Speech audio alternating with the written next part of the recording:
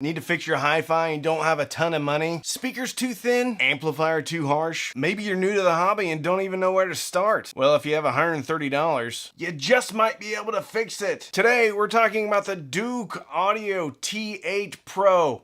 Kind of. It's an equalizer that's actually usable. So sit down, grab a cup of coffee, and let's fix your system for $130.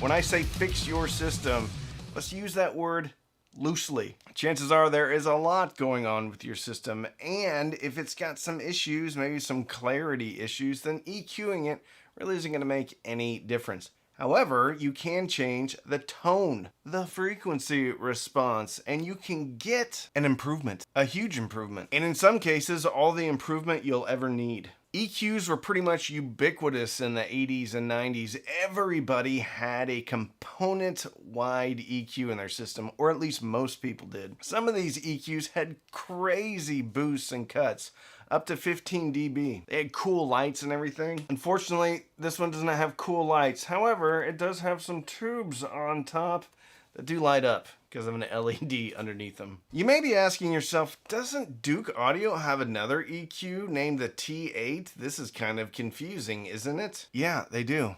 Let's compare them. So this one says T8, and this one says T8. Maybe a little bit confusing.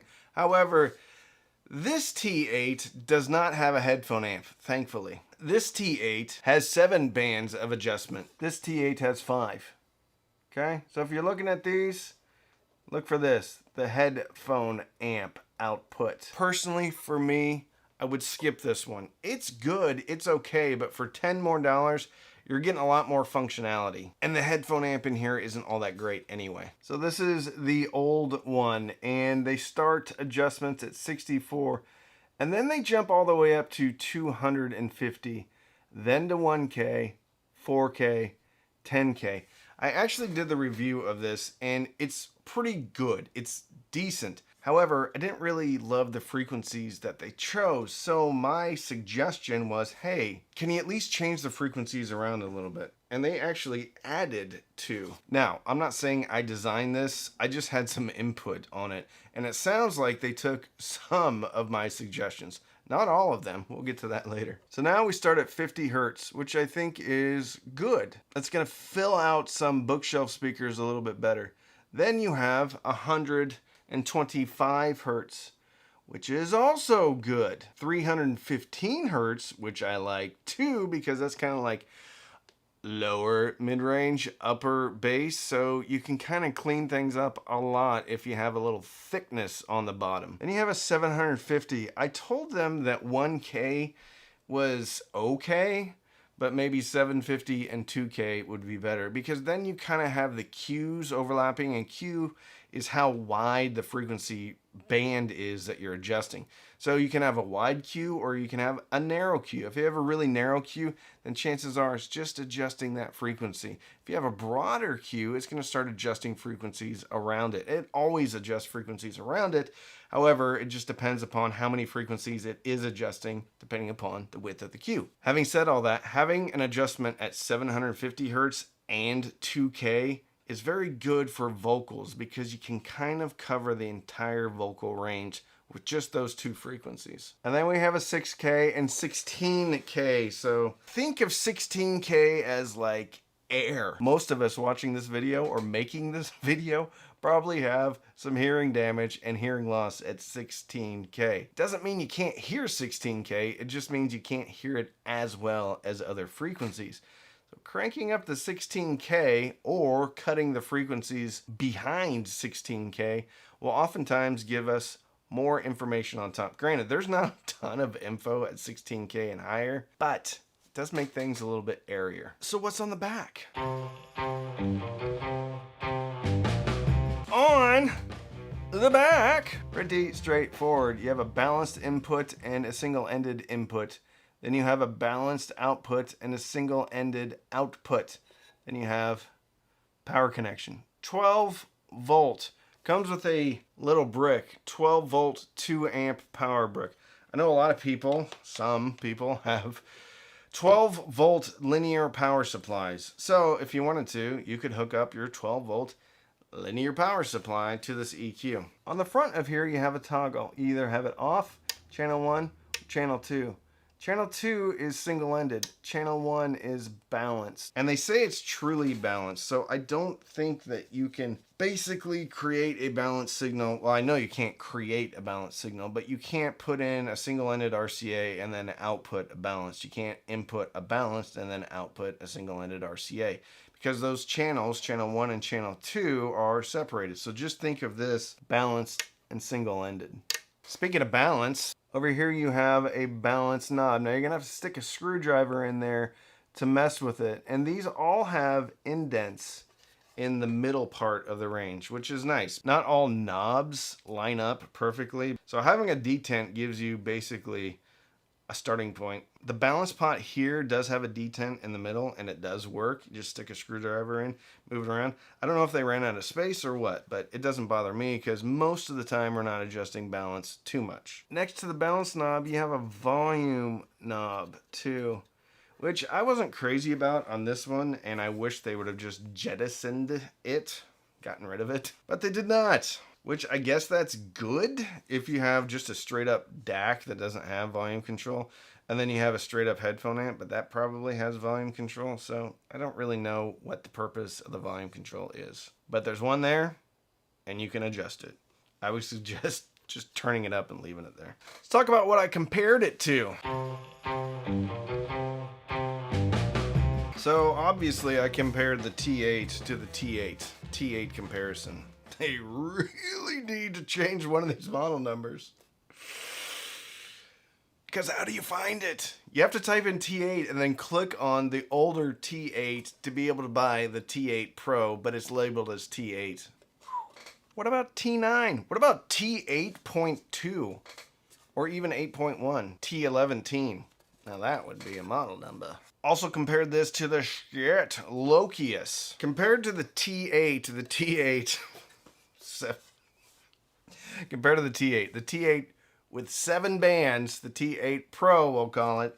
By the way, I am not linking the T8 in the description. I am only linking the T8 Pro because I don't know why you would buy the T8. Anyway, I found the T8 Pro to have more adjustments because it has more adjustments. I was able to dial in the sound a little bit better. I'm listening to these headphones, the Theal Audio Wraith. Anyway, they're not awesome, but I wanted to see if I could dial in the sonics exactly the way I wanted. I was listening to Just One More Reason by Tracy Chapman. I wanted to clean up her vocals a little bit because that headphone's a little bit weird when it comes to mid-range clarity. I got it to kind of where I want it, and I don't think it's the EQ's fault. I think it's more the headphone's fault.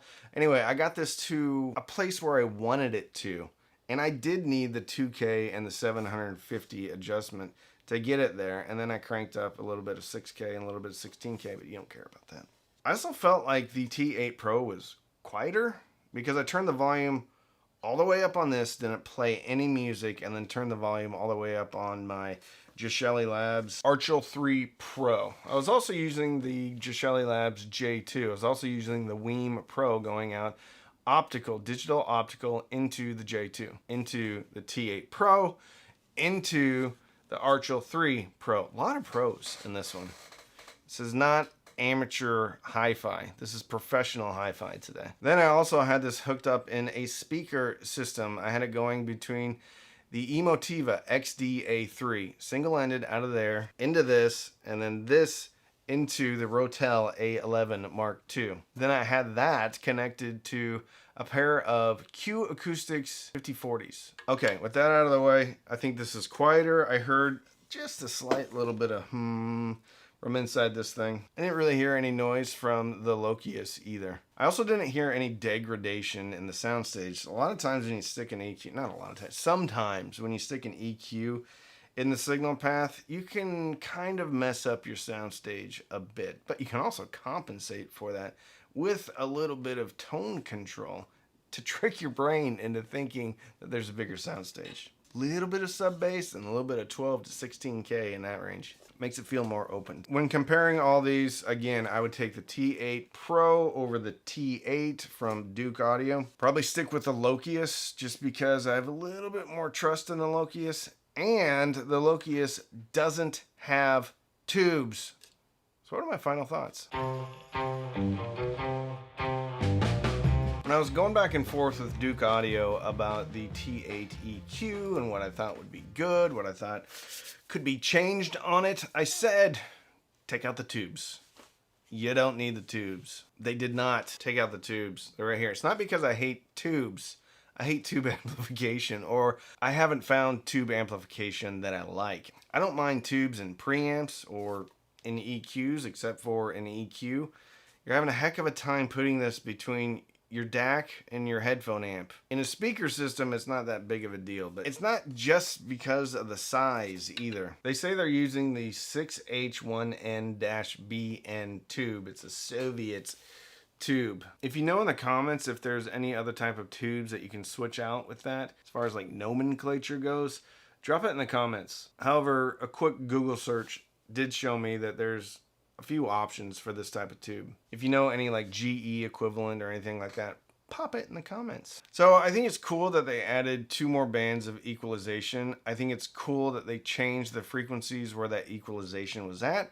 I also think it's cool that they lost the headphone amp, because let's be frank, headphone amps are fairly inexpensive at this point, and there's no reason to pack something else into an EQ. They stuck with the tubes. We can't win them all. As it is at $130, if you're wanting to experiment a little bit, if you think your system has some deficiencies and you don't have a ton of money, I think this is a great way to spend $130 if it's burning a hole in your audiophile pocket. It's also a phenomenal way, if you're newer to the hobby, of figuring out where different things are at different frequencies. And when I say things, I'm talking about vocals, drums, bass drums, trumpets, vocals, sibilants. With an EQ, and especially an EQ with adjustments at these specific frequencies, you can really start to get to know your music and know what is where. Another thing about having an EQ and having some familiarity with where different things fall on the spectrum of the frequency range is you can start telling the deficiencies of a speaker or a headphone fairly quickly. Maybe deficiencies isn't the right word. You can start to tell how things sound differently when you have an EQ and you adjust that EQ to getting it sounding like you like it, and then you know what response you like. Then you know what speakers are lacking or what they're giving you too much of, or amps, or headphones. So I love EQs for that reason. Now, this may not be a long-term companion with you. This may be something that you get and you play around with it. You maybe fix some speaker issues, but if anything, this little EQ may be teaching you stuff about your system that you didn't know, so that in the future you can make better purchasing decisions. It could hang out with you forever though. I think if your system is really affordable, chances are there's something, especially in really affordable speakers, there's something that can be done as far as boosting, cutting frequencies that's going to make it sound better. And for $130, I don't think you can go wrong. It's not perfect. Again, I wish they would lose the tubes, but for the price, you're getting balanced and single-ended inputs. You're getting 7 bands of equalization. You're getting tubes, if that's a bonus for you. And I think it's as quiet as the Lokius, but has a little bit more adjustment. If you've got the budget, probably go with the Lokius. That comes in around $300, I think, though. But for $130, I think this is a good, if not great, EQ for your system. So, if you want to support the channel, you can sign up for Patreon, patreon.com/cheapaudioman. You can use the links in the description. Most of those are affiliate links. You can sign up for Amazon Music, Tidal, or Rune. Links in the description. That's also an affiliate link. You can also buy me a cup of coffee down at the bottom of the video. There's a thanks button. You can put a couple of bucks in the tip jar, but don't feel compelled to buy me anything. So, don't binge watch anything on Netflix or Hulu. Binge listen, maybe using your new T8 Pro equalizer. I will only link the T8 Pro equalizer. Don't get the T8 and then come saying, hey, this only has 5 bands of E. Make sure you get the one with 7 bands and no headphone amp. and fill your soul with happiness. And with that, I'm Randy. I'm the Cheap Audio Man.